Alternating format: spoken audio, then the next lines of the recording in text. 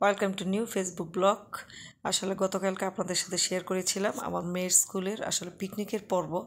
তো সেখানে আসলে শুধু খাওয়া দাওয়া প্লাস হচ্ছে আমার মেয়ের কিছু ড্যান্স, কিছু আনন্দ বিনোদন আপনাদের সাথে শেয়ার করেছিলাম। আজকে নিয়ে চলে আসছি যে আসলে অনুষ্ঠানের বাকি সময়টুকু আসলে আমরা কি করেছি সেটা নিয়ে আসলে চলে এসেছি।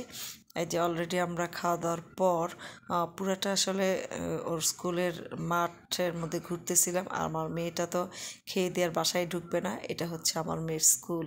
তো সেখানে আপনার ওদের মাঠের পাশে হচ্ছে পুকুর, এতই সুন্দর বাতাস যেখানে আসলে মনে চায় যে সারাদিনে হাঁটি, সারাক্ষণই বসে থাকি, মানে গরম বলতে টোটালি নেই। তো আমার মেয়েকে এতই দৌড়ে এসছে, আমার মেয়েকে এতই বলতেছি যে মা চলো, খাওয়া দাওয়া পর্ব শেষ, এখন আসলে ছুটির দিন যেহেতু 3টা বাজে বাসায় যাই।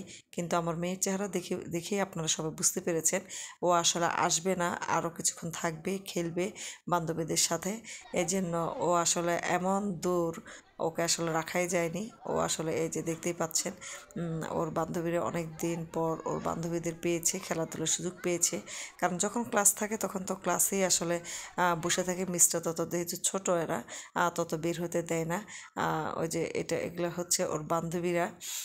ওর আসলে মানে কি বলবো, ওর আসলে যখন যেটা চাবে সেটাই ওকে দিতে হবে। এই হচ্ছে ওর বান্ধবী জুই। যদিও ও এক ক্লাস উপরে পড়ে উঠছে, কিন্তু ওর হচ্ছে বান্ধবী। এই হচ্ছে ওর অবস্থা যে আবার দৌড়ে কোথায় চলে গেল। আমি এদিকে খুঁজতেছি, হাঁটতেছি এবং কিছু ভিডিও করতেছি, কিন্তু ও আছে একদম দৌড়ের উপর। এই যে কি একটা বায়না ধরেছে যে এখন ওর এটা লাগবে। কিন্তু আমি বলতেছি একদম যাওয়ার সময় তোমাকে এটা কিনে দেব না, ওর এখন এটা লাগবে। অনেক বোঝানোর পর ও আসলে শুনলো। ও তখন আবার সে এক দৌড়ে খেলায় চলে গেল। আর এটা হচ্ছে আমরা অলরেডি অবশেষে ওকে বুঝিয়ে সুঝে স্কুল থেকে বের হলাম। এটা হচ্ছে ওর স্কুলের সামনেই একটা পুকুর, আর এটা হচ্ছে ওর স্কুলে যাওয়ার রাস্তা। তো এই যে দুই বান্ধবী মিলে, জুই আর রাফিয়া, দুই বান্ধবী মিলে আসলে রাস্তায় ওদেরকে আসলে বাসায় নিয়ে আসে। সো টাফ, যদি একবার বাইরে যেতে যায় তখন আসলে বাসায় ঢুকতে চায় না, মানে ওখানেই খেলবে। এই যে রাস্তায় হাঁটতেছে, আসবে না। ওই যে ওই পাশে হচ্ছে আপনার পুরাটা একটা ফাঁকা একটা জায়গা, মানে ওখানে হচ্ছে পুরাটা গাড়ি পার্কিংয়ের জন্য জায়গা।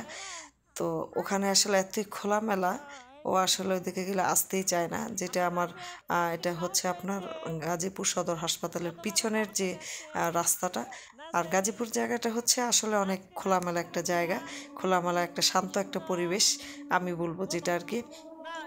তো সেখানে আসলে যে ও আসলে ওইদিকে চলে যাচ্ছে, ও আসবে না।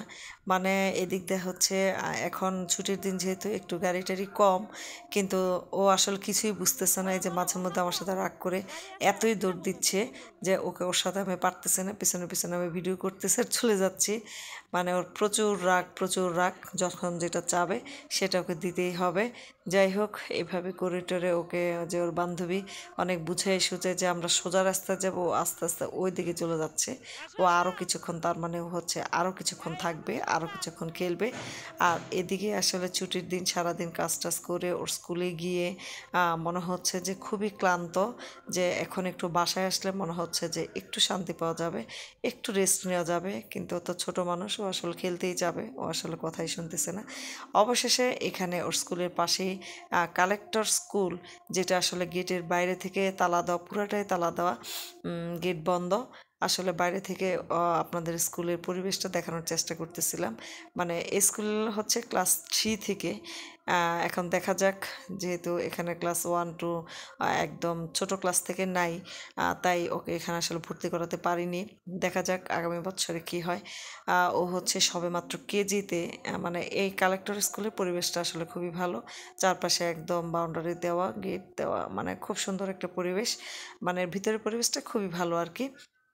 তো এই যে আমার মেয়ের এবং মেয়ের বান্ধবীর অবস্থা হচ্ছে, ওরা টপকায় উপরের দিকে, ওই দিকে মানে ভিতরে ঢোকার চেষ্টা করতেছে।